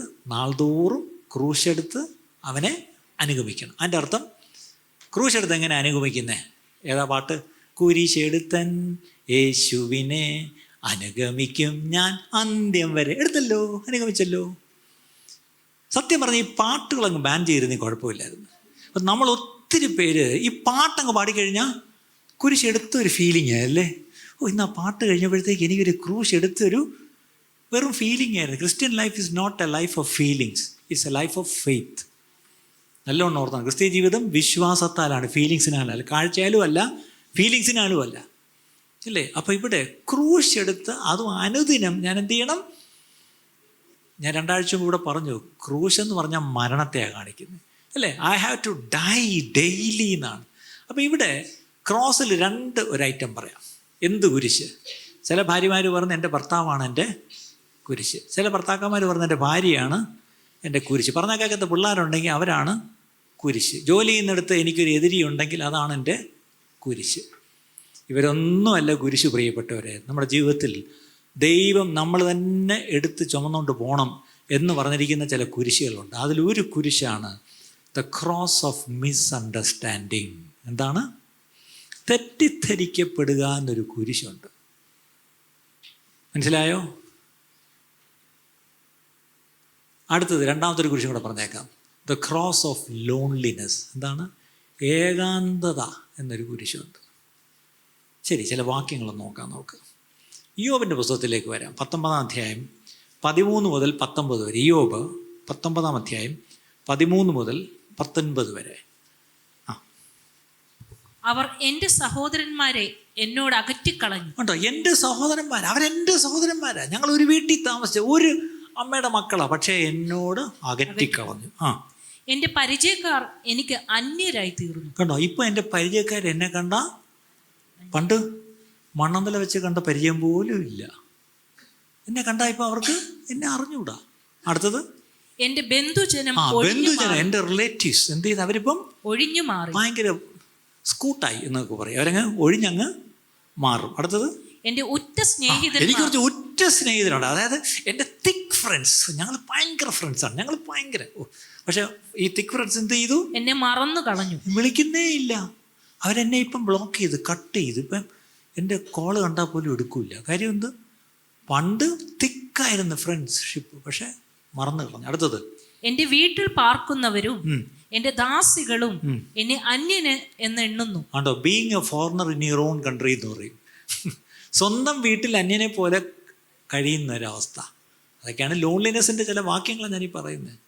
എൻ്റെ വീട്ടിലുള്ളവർ പോലും എന്ത് ചെയ്യുന്നില്ല, എന്നെ ഒരു അന്യനായിട്ട് എണ്ണുന്നു. ഞാനിപ്പോൾ അവർക്കൊരു പരദേശിയായി തോന്നുന്നു, ഞാനിപ്പോൾ അവർക്ക് ബംഗാളി.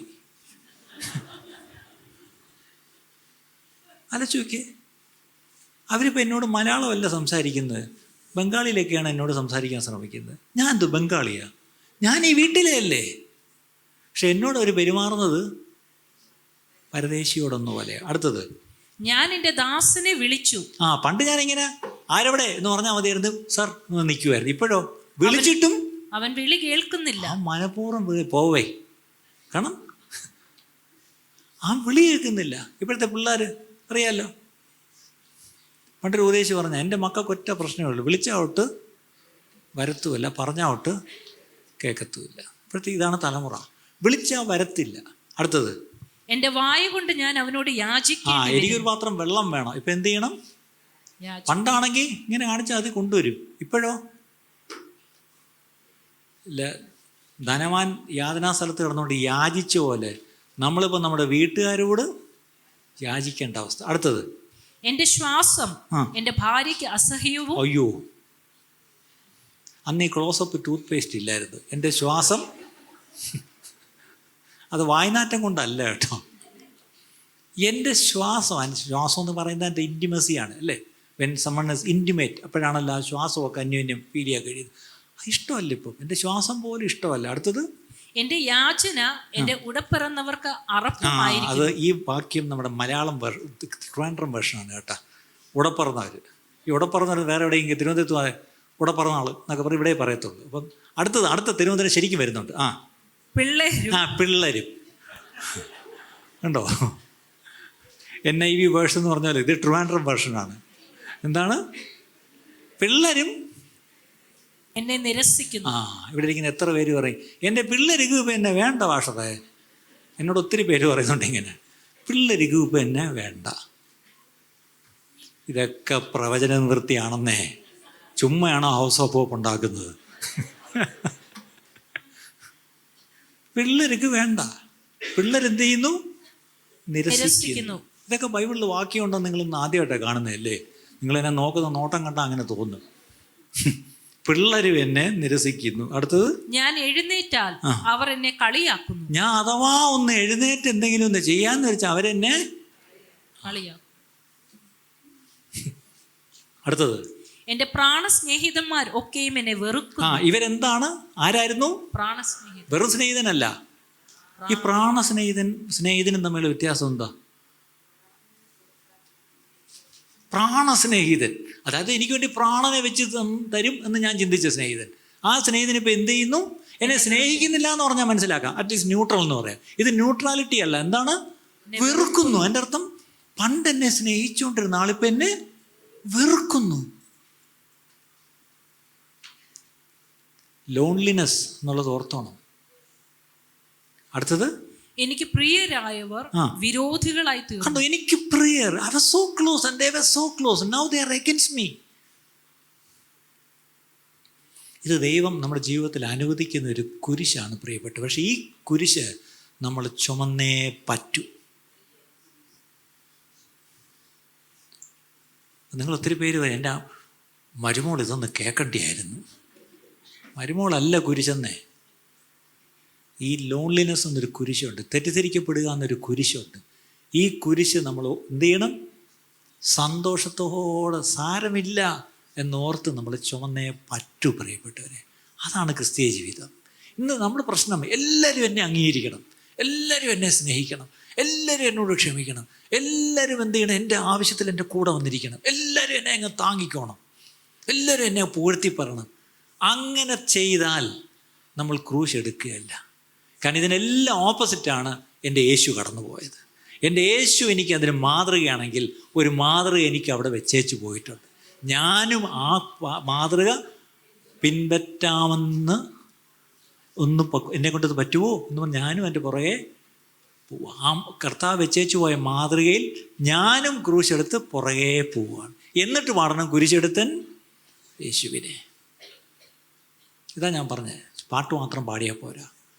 ഇതിപ്പോൾ ഇത്രയും കാര്യങ്ങൾ പറഞ്ഞപ്പോൾ നിങ്ങൾ പലരും ചിന്തിക്കുന്നുണ്ട്, ശരിയാ, ഇതൊക്കെയാണ് റിയാലിറ്റി അല്ലേ? യെസ്.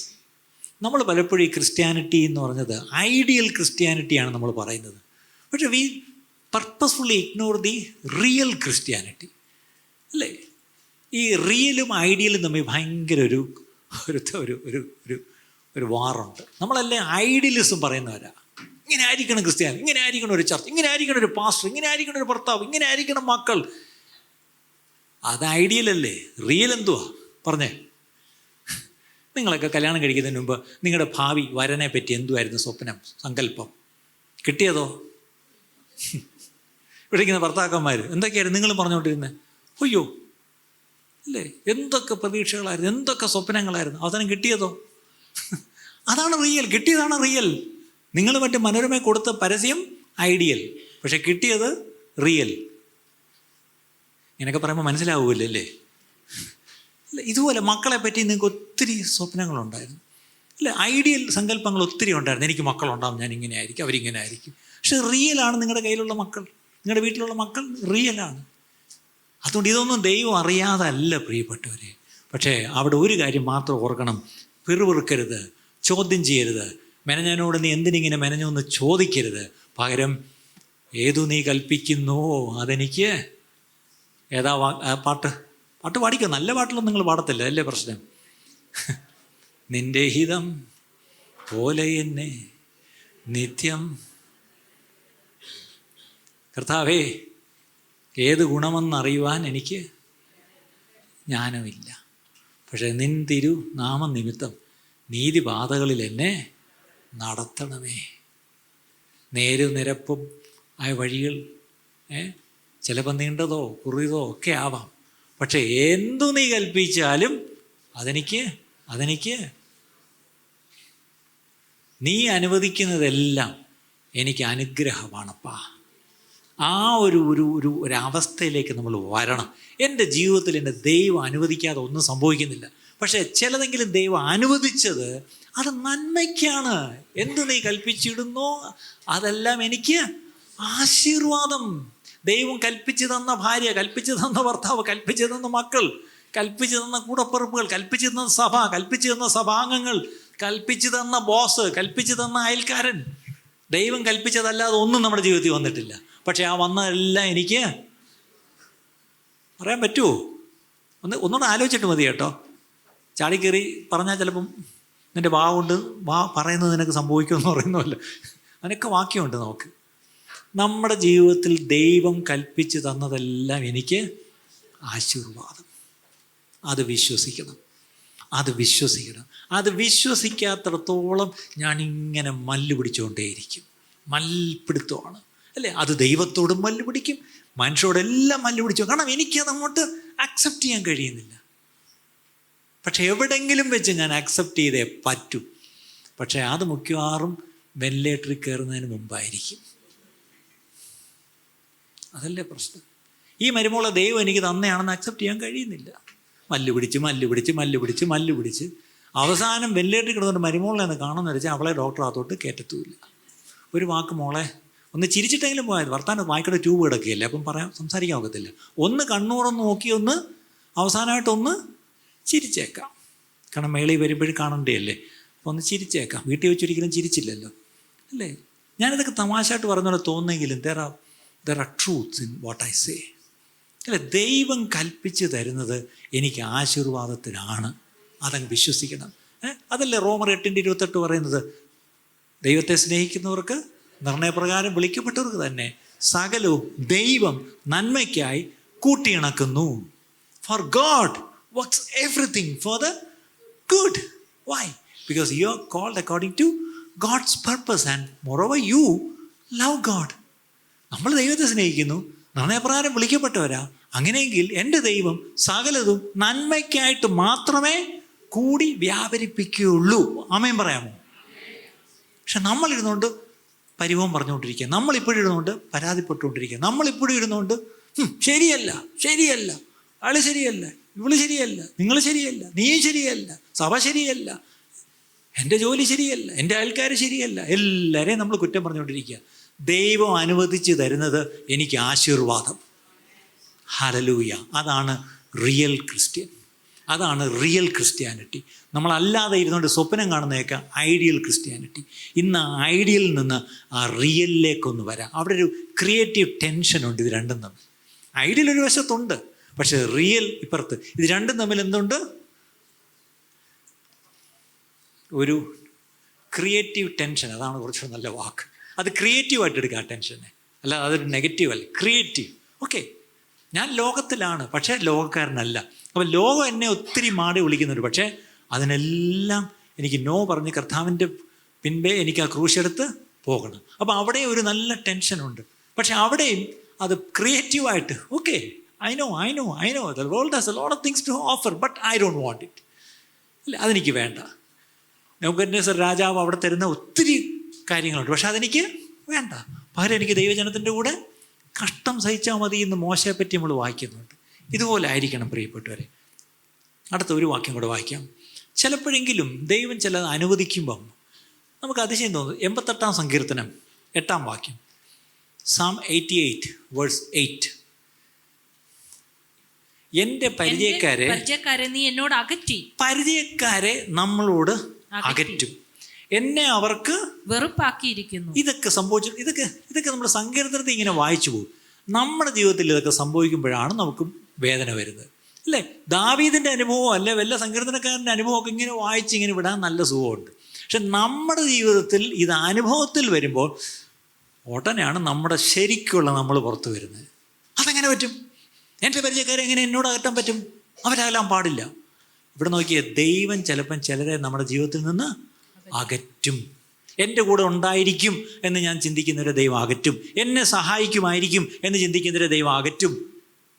എനിക്കറിയാം ചിലരെ, എൻ്റെ അവസാന കാലത്ത് വെള്ളം തരാൻ ഈ മോള് മാത്രമേ ഉണ്ടാവുള്ളൂ. ഈ മോൻ ഒരിക്കലും എന്നെ വിട്ടു പോകില്ല. എൻ്റെ ഞാൻ വീട് അവനാണ് എഴുതി കൊടുത്തിരിക്കുന്നത്. അവൻ എനിക്ക് വെള്ളം തരും.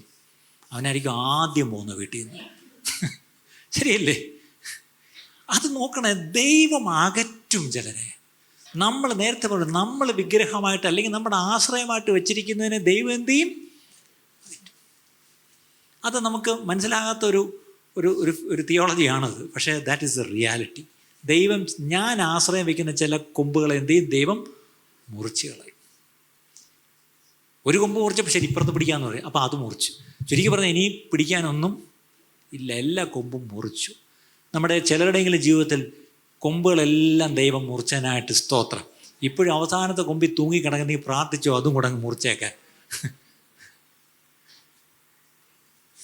നമുക്ക് പിടിക്കാൻ ഒറ്റ കൊമ്പേ ഉള്ളൂ, അതാ കർത്താവിൻ്റെ മാത്രം. പഴയ നിയമത്തിൽ രക്ഷപ്പെടണമെങ്കിൽ ഓടി വന്ന് എന്ത് ചെയ്യും? ആ സമാപന കൂടാരത്തിൽ വന്ന് ആ യാഗപീഠത്തിൻ്റെ കൊമ്പുകളെ വന്ന് പിടിച്ചാൽ രക്ഷപ്പെടാം. ഇതുപോലെ നമുക്ക് പിടിക്കാനൊരു കൊമ്പ് ദൈവം വെച്ചു. തൻ്റെ പുത്രനായ യേശു ക്രിസ്തുവിനെ കാൽവറി ക്രൂശിൽ യാഗമാക്കി, അല്ലേ? ഇന്ന് ഓടി വന്ന് നമുക്ക് അവനെ പിടിക്കാം. അവൻ മാത്രമേ ഉള്ളൂ, നമ്മുടെ കർത്താവ് മാത്രമേ ഉള്ളൂ. അല്ലാത്ത കൊമ്പുകളൊക്കെ ദൈവം ഓടിച്ച് കളഞ്ഞതിനായിട്ട്, മുറിച്ച് കളഞ്ഞതിനായിട്ട് സ്തോത്രം പറഞ്ഞേ. ഇവിടേക്ക് എനിക്ക് നിങ്ങളെ പലരെയും വ്യക്തിപരമായിട്ട് എനിക്കറിയാമല്ലോ. പല കൊമ്പുകളും നിങ്ങൾ ആശ്രയം വെച്ചതിനെ ദൈവം മുറിച്ച് കളഞ്ഞതിനായിട്ട് സ്തോത്രം, അല്ലേ? നിങ്ങൾ ആ കൊമ്പിനെ ഇനി തിരിച്ച് ഫിറ്റ് ചെയ്ത് ഞാൻ ഒന്നുകൂടെ പിടിക്കുമെന്ന് പറഞ്ഞിരിക്കുന്ന ഒത്തിരി പേരുണ്ട്. ഇല്ല, അത് ഓടിച്ചത് തന്നെയാണ്. അത് നിങ്ങൾ പ്രവചനമായിട്ട് എടുത്തു. നിങ്ങൾ ഇപ്പോഴും കൊമ്പ് തിരിച്ചു കൊണ്ടുവന്ന് എങ്ങനെയെങ്കിലും തുന്നി പിടിപ്പിക്കാൻ വേണ്ടി ഇരിക്കുക. ഇല്ല, അത് മുറിച്ച് കളഞ്ഞത് തന്നെയാണ്. ഹല്ലേലൂയ. അതേ അധ്യായത്തിൻ്റെ 18-ാം വാക്യം കൂടെ, 88-18, സങ്കീർത്തനം 88-18. സ്നേഹിതനെയും കൂട്ടാളിയെയും നീ എന്നോട് അകറ്റി. നേരത്തെ പറഞ്ഞു പരിചയക്കാരെ അകറ്റി. ഇപ്പൊ ആരാണ്? സ്നേഹിതൻ. സ്നേഹിതൻ എല്ലാ കാലത്തും എ ഫ്രണ്ട്. എന്താണ്? A friend will be there in times of. Danny exhortation വരുന്നതിന് മുമ്പ് വെളിയിൽ അവൻ്റെ യൂത്ത് ഫ്രണ്ട്സിനെയൊക്കെ പിടിച്ച് നിർത്തിയിടാ, ഞാനിന്ന് എക്സോർട്ടേഷൻ പറയുമ്പോൾ നീയൊക്കെ കൂടെ എൻ്റെ കൂടെ ഒന്ന് കാണണേ. ഇവിടെ ഒരുത്തനും ഇല്ല, കണ്ടോ? ഇവിടെ ഒരാൾ പറയുക, Danny, the Bible says the friends are the ones who will be there in the times of. അപ്പോൾ അവൻ്റെ ഇന്ന് ഡേ ഓഫ് അഡ്വേഴ്സിറ്റി ആയിരുന്നു. പക്ഷേ അവനെ പ്രസംഗിക്കാൻ ഇങ്ങോട്ട് കയറ്റി വിട്ടിട്ട് ഫ്രണ്ട്സ് എല്ലാം സ്ഥലം വിട്ടു. പക്ഷേ ദൈവം അവൻ്റെ കൂടെ ഉണ്ടായിരുന്നു. അതുകൊണ്ട് അവൻ വന്നത് പറഞ്ഞിട്ട് പോയി, അല്ലേ? ഇതുപോലെ നമ്മൾ പരിചയക്കാരും സ്നേഹിതരും, പിന്നെ അടുത്ത് കൂട്ടാളി ആരാ? അത് വെറും പരിചയക്കാരനല്ല, ഒരു കാഷ്വൽ നോമിനൽ ഫ്രണ്ട്ഷിപ്പ് അല്ല. കൂട്ടാളി എന്ന് പറഞ്ഞാൽ എൻ്റെ പാർട്ണർ, എൻ്റെ കൂടെ എപ്പോഴും ഉണ്ടെന്ന് ഞാൻ വിചാരിക്കുന്നവർ. അങ്ങനെയുള്ളവരെയും ദൈവം എന്ത് ചെയ്യും? അകറ്റി. അടുത്തത്, ഇപ്പം എനിക്ക് പരിചയക്കാരുണ്ട്. ആരാണ് ഇപ്പോഴത്തെ പുതിയ ഫ്രണ്ട്സ്? അന്ധകാരം ഫ്രണ്ട്സായിട്ടുള്ള എത്ര പേരുണ്ട്? അന്ധകാരം എന്ന് പറഞ്ഞാൽ ശരിക്കും അന്ധകാരമാണ് കേട്ടോ. ഒന്നും കാണാൻ പറ്റത്തില്ല, തപ്പിത്തടയുന്ന അന്ധകാരം. അത് എത്ര സ്റ്റെയർ ചെയ്താലും തുറച്ച് നോക്കിയാലും ഒന്നും കാണുന്നില്ല. എന്താണ്? കണ്ണാടി വെച്ച് നോക്കി, കണ്ണ് തുറന്നു നോക്കി, കണ്ണ് കഴുകിയിട്ട് നോക്കി, ഒന്നും അന്ധകാരം മാത്രം സുഹൃത്തുക്കളായിട്ടിരിക്കുന്നത് കൈപൊക്കിക്കേ, ആരുമില്ല. സ്തോത്രം. എത്ര പരിശുദ്ധവാന്മാരായ തമിഴ് പരിശുദ്ധവാൻകൾ സഭയിൽ ആണിപ്പോൾ ഞാൻ നിൽക്കുന്നത്. കാര്യം ഇവിടെ അന്ധകാരം കൂട്ടുകാരായിട്ടുള്ള ആരുമില്ല, എല്ലാവരും വെളിച്ചത്തിലായിരിക്കുന്നു. ആയിക്കോട്ടെ, അങ്ങനെ തന്നെ ഇരുന്നോണേ.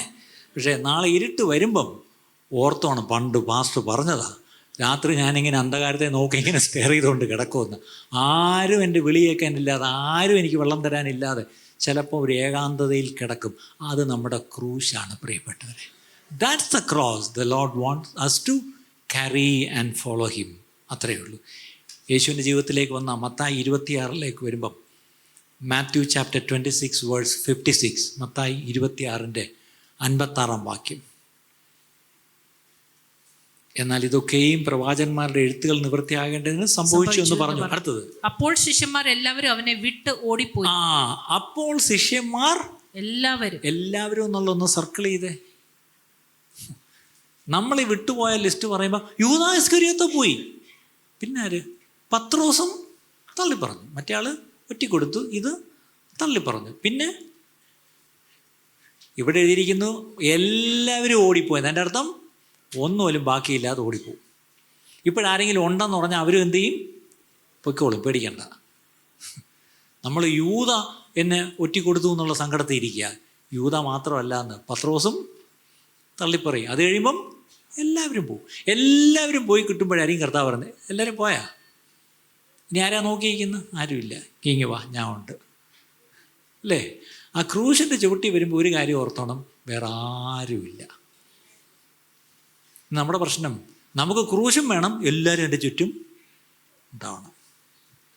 ചിലർ പറയാനുണ്ട്, ഞാൻ മരിക്കും, എൻ്റെ മക്കളെല്ലാം എൻ്റെ അടുത്ത് വേണം. എങ്കിൽ പിന്നെ മക്കളെയൊക്കെ കൂടെ നടന്നു. ഒരാളെ ഓസ്ട്രേലിയ വിട്ടു, ഒരാളെ ന്യൂസിലൻഡ് വിട്ടു, ഒരാളെ അമേരിക്ക വിട്ടു, ഒരാളെ UK വിട്ടു. എന്നിട്ട് മരിക്കുമ്പോൾ എല്ലാവരും എൻ്റെ അടുത്ത് വേണം. ശരി, അവരെല്ലാം കൂടെ വന്നു ഒരാഴ്ച കൂടെ വട്ടം ഇരുന്നിട്ടും ഇവരെല്ലാം കൂടെ കണ്ടപ്പോഴത്തേക്കും മരിക്കാൻ കിടന്ന ആൾക്ക് ചൈതന്യം വന്നിട്ട് അങ്ങ് എഴുന്നേറ്റ് അവൻ ഓരോരുത്തരായിട്ട് എന്ത് ചെയ്തു? തിരിച്ചുപോയി. അവസാനം പിന്നെ നേരത്തെ പറഞ്ഞ അവസ്ഥയാണ്, വെള്ളം ചോദിക്കും, എത്ര ബെല്ലടിച്ചാലും വെള്ളം കൊണ്ടുവരാൻ ആരുമില്ല. അവിടെ പിന്നെ ഇരുട്ടിനെ മാത്രം നോക്കി കിടക്കാനേ പറ്റത്തുള്ളൂ അല്ലേ? അപ്പം ഇവിടെ യേശുവിൻ്റെ ശിഷ്യന്മാരെല്ലാവരും അവനെ വിട്ട് ഓടിപ്പോയി. ഒരുപാട് ഞാനിനി പറയുന്നില്ല, എൻ്റെ വാക്കുകൂടെ നിർത്തുക. The cross of misunderstanding and the cross of loneliness. Am I carrying that cross? നമ്മുടെ എല്ലാ ജീവിതത്തിലും തെറ്റിദ്ധരിക്കപ്പെടുന്ന സന്ദർഭങ്ങൾ നമ്മുടെ ജീവിതത്തിലുണ്ടാവും. അത് നമുക്ക് പുറത്തുള്ളവർ നമ്മളെ തെറ്റിദ്ധരിച്ചാൽ കുഴപ്പമില്ല. നമ്മുടെ സ്വന്തം സഹോദരങ്ങൾ തെറ്റിദ്ധരിച്ചാൽ, നമ്മുടെ പങ്കാളി അല്ലെങ്കിൽ നമ്മുടെ ഭവനത്തിലുള്ളവർ അല്ലേ തെറ്റിദ്ധരിച്ചാൽ എങ്ങനെയിരിക്കും? അത് വലിയൊരു വേദനയായിരിക്കും. പക്ഷെ അതും ഒരു ക്രൂശാണ്. ആ ക്രൂശ് എടുത്തുകൊണ്ട് എന്നിട്ടുമാണ് എന്ത് ചെയ്യണം? കുരിശെടുത്തൻ യേശുവിനെ അനുഗമിക്കും ഞാൻ അന്ത്യം വരെ. ആ ക്രൂശ് എടുത്ത് കർത്താവിനെ അനുഗമിക്കുന്നവരുടെ ഒരു സംഘമാണ് ക്രിസ്തീയ സഭ. അവരെ വിളിക്കുന്നൊരു പേരാണ് ക്രിസ്തുവിൻ്റെ ശിഷ്യന്മാർ. അവരന്യോന്യം അവരുടെ ബന്ധമാണ് സഹോദര ബന്ധം. അവർക്കേകം സ്വരത്തിൽ മുകളിലോട്ട് നോക്കി വിളിക്കാൻ ഒറ്റ ഒരാളേ ഉള്ളൂ. ആരോടാണ്? പിതാവായ ദൈവത്തോട് പ്രാർത്ഥിക്കാം. ആരുടെ നാമത്തിലേ പ്രാർത്ഥിക്കാൻ പറ്റൂ? യേശുവിൻ്റെ നാമത്തിൽ മാത്രമേ പ്രാർത്ഥിക്കൂ. അങ്ങനെയെങ്കിൽ ഇന്ന് സ്വർഗസ്ഥനായ പിതാവിനെ ആരാധിക്കുവാൻ, അവനോട് പ്രാർത്ഥിക്കുവാൻ, കർത്താവ് യേശുക്രിസ്തുവിൻ്റെ നാമത്തിൽ അവൻ്റെ സഭയായി വിളിക്കപ്പെട്ട അവൻ്റെ ശരീരമാകുന്ന നമ്മൾ ഒരുമിച്ച് ചേർന്ന് വന്നിരിക്കുമ്പോൾ നാം ആ തലയായ നമ്മുടെ ക്രിസ്തു, ആ കാൽവറി ക്രൂശിൽപ്പെട്ട കഷ്ടങ്ങൾ, അത് അതിൻ്റെ ശരീരമായ നമ്മൾ പല അവയവങ്ങളായിരിക്കുന്ന നമ്മൾ ആ കഷ്ടം എന്തെന്ന് ഒരു നിമിഷം നമുക്ക് ആ ക്രൂശിലേക്ക് നോക്കുവാനുള്ള സമയമാണ് നമുക്ക് മുമ്പിലുള്ളത്. ഇന്ന് കേട്ട ഈ സന്ദേശം തീർച്ചയായിട്ടും നിങ്ങൾക്ക് അനുഗ്രഹമായിരുന്നു ഞങ്ങൾ വിശ്വസിക്കുന്നു. ഒരുപക്ഷെ നിങ്ങൾ ഇതുവരെയും ഈ ചാനൽ സബ്സ്ക്രൈബ് ചെയ്തിട്ടില്ല എങ്കിൽ ദയവായി ഇപ്പം തന്നെ ഒന്ന് സബ്സ്ക്രൈബ് ചെയ്യുക. ഈ സന്ദേശം മറ്റു ചിലർ കൂടി ഒന്ന് ഫോർവേഡ് ചെയ്ത് കൊടുക്കുക. നിങ്ങൾക്കിത് അനുഗ്രഹമായിരുന്നെങ്കിൽ തീർച്ചയായിട്ടും അത് മറ്റുള്ളവർക്കും ഒരു അനുഗ്രഹമായി തീരുവാൻ അത് കാരണമായി തീരും. God bless you.